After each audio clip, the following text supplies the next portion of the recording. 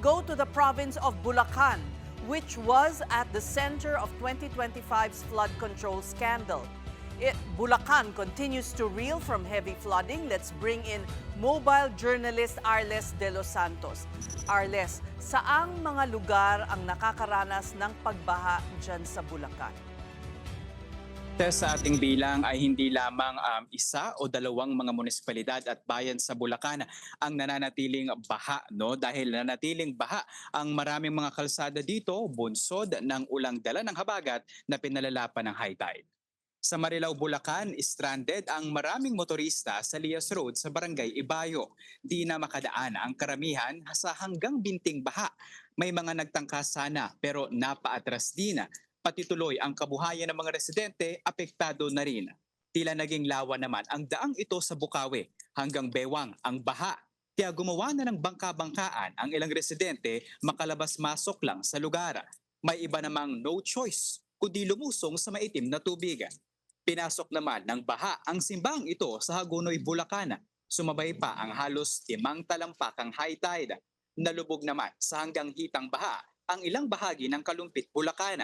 Sa bayan naman ng Santa Maria, inabot na rin ng tubig ang ilang bayang sa tabi ng ilog. Pero may ilang ayaw pa rin lumikas. Binabantayan nila ang kanilang mga alagang hayop na katuwang na nila sa hanap buhay. Hindi naman madaanan ang Sitio Macayban Bridge na nag-uugnay sa San Jose Patag at Barangay Tumana. Naglagay na ng signage ang mga opisyal para wala nang maglakas ng loob na lumusong sa lampas taong tubig. Nagmistula namang ilog ang Viola Highway sa San Rafael, Bulacan. Tinangkapan ng isang van na suungin ang abot tuhod na tubig pero tumirik din ito. Pati ang ilang rider napilitan na itulak na lang ang kanilang mga motorsiklo.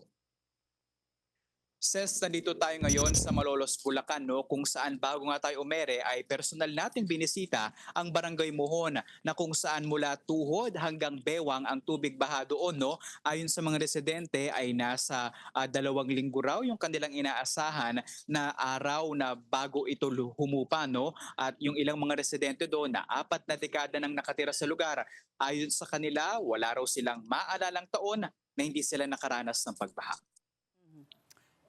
Arles, ano ang saloobin ng mga residente dyan sa hindi maresolbang problema ng baha samantalang bilyon-bilyong halaga ang ninakaw mula dyan sa lugar nila?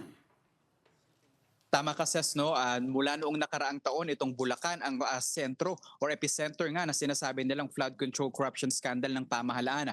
Kaya ayon sa mga residente, ang hiling nila ay maimbestigahan na ang mga personalidad na nasa likod ng korupsyon ng flood control projects ng ating pamahalaan. No? At sana daw ay mapakinabangan yung mga flood control projects na posibleng maipasok muli sa susunod na budget ng ating pamahalaan o yung iba na hindi pa rin natatapos sa ngayon, sana daw ay mapakinabangan nila sa lalong madaling panahon habang yung iba naman ay tila desperado na at sabi nila na magtitiis na lamang daw sila hanggang makakaya sa baha nilang mga lansangan sa kanilang mga komunidad. At syempre ang nakatatakot syempre sa part nila, no, ay yung kanila daw na mga kalusugan dahil marami sa mga residente na ating mga nakausap ay may mga anak at ang iba dito ay musmos. Pero sa ngayon, ang magagawa lamang daw nila ay suungin ang tubig baha ng mga ito sa dalangin nga na dumating ang araw na makalalakad sila kahit tag-ulan nang wala ang mga tubig na ito.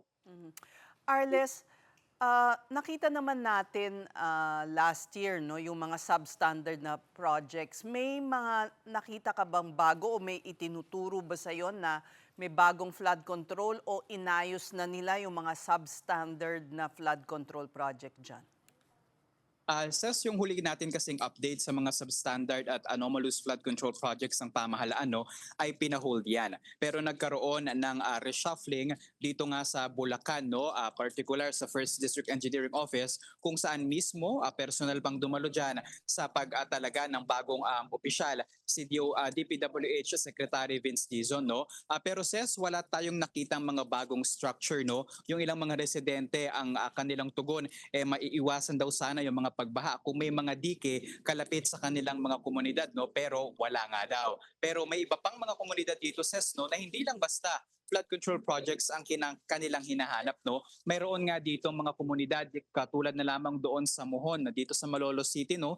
Ang hiling lang sana nila ses kahit mapalaliman sana yung mga drainage system nila doon, yung mga kanal, dahil kaunting pag-ulan lamang ay umaapaw na agad ito. Tinanong din natin kanina ses sa Bulacan Provincial Disaster Risk Reduction Management Office kung nakatulong nga ba yung mga flood control projects sa pag-mitigate ng baha sa kanilang probinsya, no? Pero hindi yan tayo nabigyan ng tugon sa tanong na yan, pero susubukan daw nila na mabalikan tayo sa bagay na iyan, no? Habang patuloy naman ang kanilang paalala sa mga residente na manatiling ligtas at magdala ng pananggalang kapag sila ay lalabas. Habang ang ilang bayan dito ses ay nagsuspende na rin ng klase para bukas.